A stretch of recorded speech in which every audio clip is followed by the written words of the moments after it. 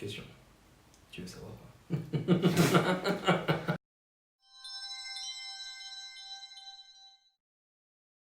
Bonjour, Nicolas Closer, saké sommelier. J'ai créé fin 2019 le comptoir Inari et je propose des sakés d'exception.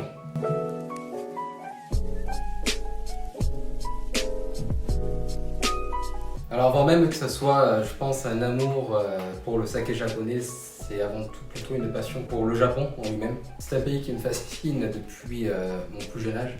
Donc ça commence comme beaucoup de monde par tout ce qui est manga, animé, etc.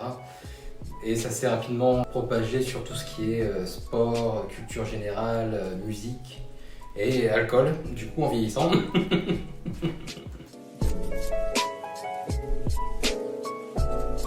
Pour devenir saké sommelier, c'est une certification en France qui dure un peu moins d'une semaine.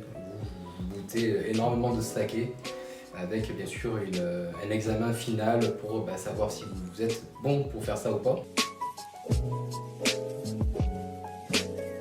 Je dirais que à partir du moment qu'on doit proposer, conseiller, trouver des accords mets vin, saké, whisky, enfin du moins n'importe quel alcool, je pense qu'on peut prétendre être un sommelier.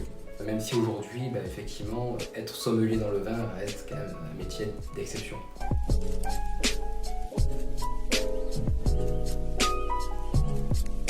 Je pense que par rapport au saké chinois qui est là depuis bien longtemps, par rapport à tout ce qui est restaurant asiatique et généraliste, le saké japonais prend de plus en plus d'ampleur, mais ça reste assez lent aujourd'hui. Ceci étant dit, il y a un réel engouement qui se fait au fur et à mesure du temps. Je pense que globalement, quand les gens goûtent du vrai saké japonais, ils comprennent que c'est totalement différent de ce qu'ils connaissent. C'est génial. Au comptoir Inari, c'est assez simple globalement. Je propose des sakés sélectionnés chez des brasseries qui sont modestes en général. Ils sont sélectionnés pour être des sakés d'exception, des sakés avec une émotion, une âme derrière. C'est ce qui me plaît d'ailleurs dans ce métier.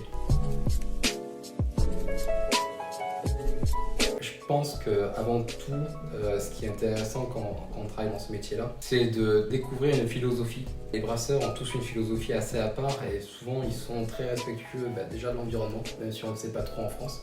La philosophie de la brasserie est toujours intéressante, ceci étant dit, après bien sûr il y a la partie gustative. Il faut que ça corresponde à ce que je veux faire transpirer du saké japonais en France. Effectivement, on peut venir me rencontrer. Alors j'organise surtout dans le sud actuellement tout ce qui est atelier de dégustation. J'interviens aussi avec des bars à saké éphémères dans des lieux comme des restaurants japonais.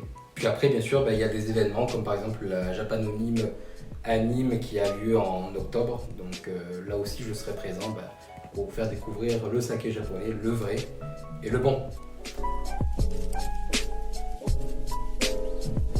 Globalement, le saké japonais reste un alcool qui est assez complexe, effectivement. Ceci étant dit, il y a des sakés qui sont plus faciles à déguster la première fois. Par exemple, la Nagaki Jumai Kinjo, qui est très fruité, qui est assez proche de ce qu'on peut avoir comme code dans le vin. Si vous voulez tenter l'expérience dans le saké japonais, j'ai tendance à dire que c'est intéressant aussi de le travailler avec du chaud, du saké chaud qui tire son épingle du jeu par rapport au vin aujourd'hui. Saké!